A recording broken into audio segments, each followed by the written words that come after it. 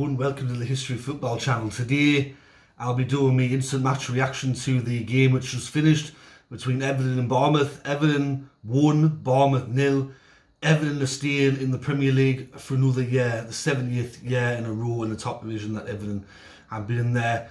This game, I tell you, it wasn't good for the blood pressure, it wasn't good for the bodily health of myself and probably every Tonian out there. Second year in a row of this, and I think if I were a bit older I might have had to go to emergency and check myself in, but I mean, thankfully we managed to get the result today. Going into the game, we knew that we had to win, basically. A win. It wouldn't matter if Leicester City or Leeds United if they won 100-0, wouldn't have mattered because we would have stayed up just with a win. And I mean, the other two fixtures, Leicester City against West Ham, that were a tricky one because West Ham's got a massive European final coming up. And with Tottenham Hotspur, which Tottenham are you going to get? The one that loses to Sheffield United or the one that beats Manchester City? So going into the final day, any one of the three teams could have stayed up.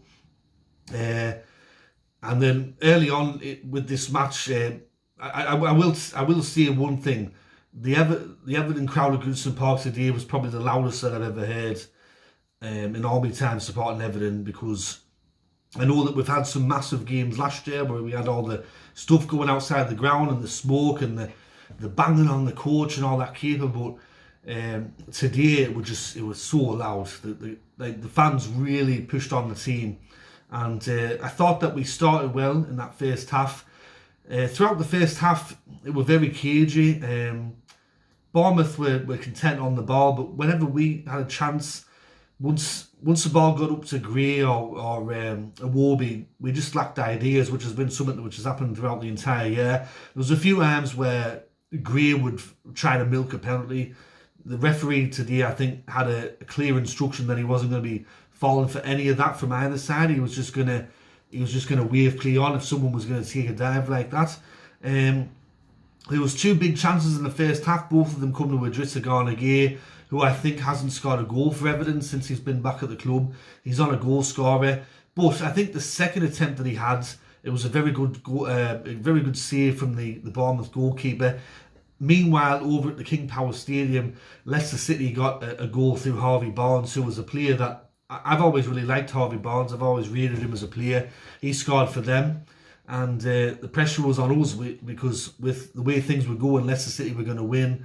If we would have drawn the game, we would have been down. So we definitely needed to get a goal. But at half time, I kind of went, the only way that we're going to get out of this is if Moisey, Uncle Moisey, who used to be our manager, he does us a favour at West Ham like he did against Leeds United. And because at the moment, at that half-time stage, we didn't even look like really threatening Bournemouth. And it was dead annoying because Bournemouth are safe. As they say, they're on the beach. So going into that second half, I was really surprised with Bournemouth, the way that they were playing. They definitely come out as a team that you wouldn't suspect that they've survived in the Premier League for another year. They were playing like they were going to get relegated if they didn't get a result. So because there was a couple of chances for them in that first half, a couple of good half chances for them. Going into the second half, we definitely needed that goal, and it came through Abdoulaye Doucouré in around about the 57th minute. The ball was crossed in by Iwobi, I believe. The ball was knocked down by the Bournemouth player, and then Iwobi with a shot which, once it was hit, it stayed hit, and it went through a couple of bodies into the goal there. And I was running around the house like a fucking maniac. Sorry for swearing there, but I was running around like a maniac. And from there on, the crowd once again got back into the game. It was dead loud. And I really thought that we were going to push on for a second. After that chance, we had one or two sort of half chances, if you could call it that. But it was no good for the blood pressure, no good for the art that last half an hour or so, especially when I think there were about 20 to 25 minutes to go. Solanke and Pickford got tangled up, and then Pickford got injured supposedly, and there was cards being shown left, right and centre. and I went, this is going to add a lot of time to the injury time at the end of the game. Bournemouth's best chance in that second half was a shot from outside the box, which was a very good save from Pickford. It was hit with a lot of power, but Pickford managed to parry it away.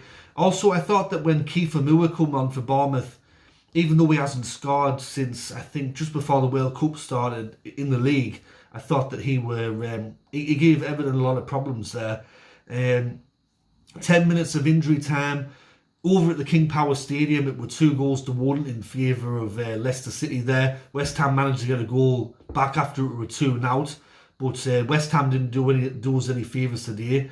And with the Leeds game, once it went to 2-0 in favour of Tottenham Hotspur, I knew that Leeds weren't going to come back. And there were 10 minutes of injury time.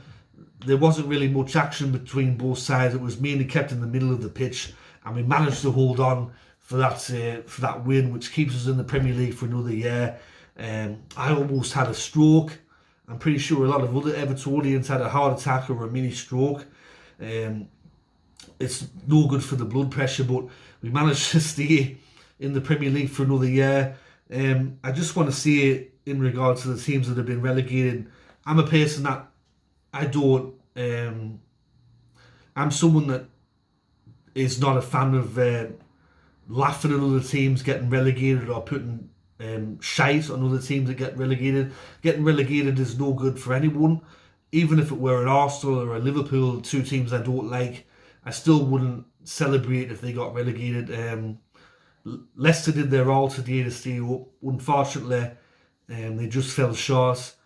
And with Leeds, obviously they tried as well, but they fell short. And Southampton already relegated, but I'm sure those three teams will bounce back within the near future, and I wish them all the best. I don't dislike any of those teams. It just, unfortunately, in the Premier League, 3 teams have to go down, and on this occasion it were Leicester, Leeds and Southampton. We barely survived, but I thought today that although there was a lack of quality in the attack, all the players on the Everton squad on the pitch there, they gave it their all, especially the ones up the back. They had a lot to do. Cody, Tarkowski, Mina in his final game for the club, Gay and Anana in the midfield. They tried hard. It's just that we had a lack of quality. Dyche only made the one change, which was he took Gray off with about 20 minutes to go and put Sims on. I'm glad that Maupay was kept well away from the squad for game day, because I think if he would have ever been featured in this match, we might not have won. Going forward, hopefully, I mean, this happened last year, the same thing with Crystal Palace, but this year, hopefully, we can do something over the summer. I imagine that a lot of players will move on from their contract, as I said already, Mina. But I remember watching the match today, and around about the half an hour mark, they panned the cameras onto the bench, and this just kind of sums up with some of the mentality of the players. You've got Tom Davies there, you've got Dominic Calvert-Lewin, and they're all laughing and joking like it's just any old game. And I'm thinking, this is do or die. If we go down, we're in massive trouble.